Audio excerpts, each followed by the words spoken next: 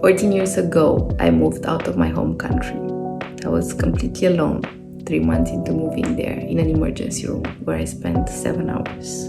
I was scared, extremely sad, and feeling alone because for the very first time in my life, I didn't have my family with me.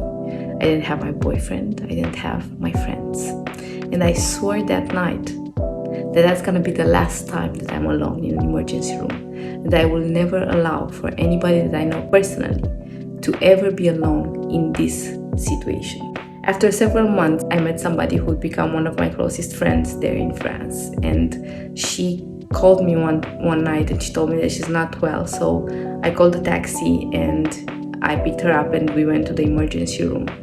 And I think that there is something that brings people together when people know that they can lean on each other. And I think that this is probably something that is extremely precious and valuable in a human connection, to know that you can count on people, to know that somebody is there to have your back when you're sweating with fever and not really being able to move. And I imagine this is the fear and the loneliness of people who are dying, or young or old people who really see this fragility of life for what it is. As I'm telling you this story that might seem sad, I realize how much I despise the people who bring to light in me the aspects that I completely disapprove of within myself.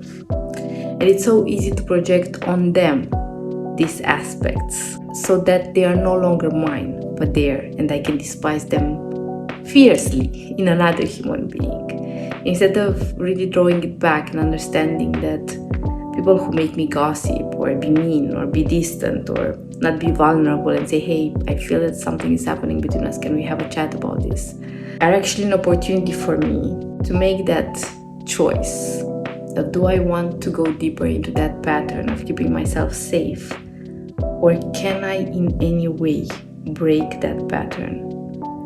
And even if these people may not have the capacity to understand where I'm coming from, probably these people offer me the opportunity to change that narrative and approach them and our dynamic differently.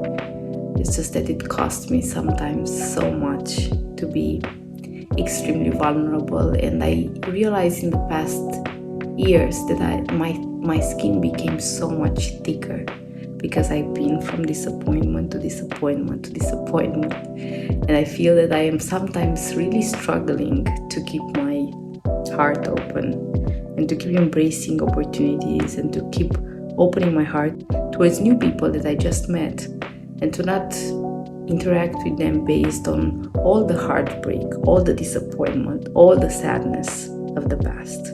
Maybe this flu is going to be an opportunity for me to sweat out all the things that I feel in certain ways are still weighing me down.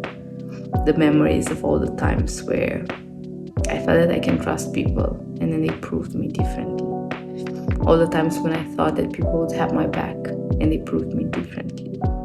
All the times when I thought that I finally met people who are capable of meeting me and meeting me on a soul level. And then I got disappointed again. But let's not end this on a sad note.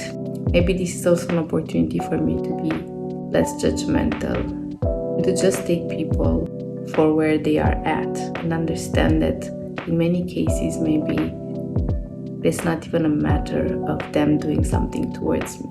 It's just a matter of them really doing their best. And their best might not be what I imagine or what I wish their best was. And that's okay.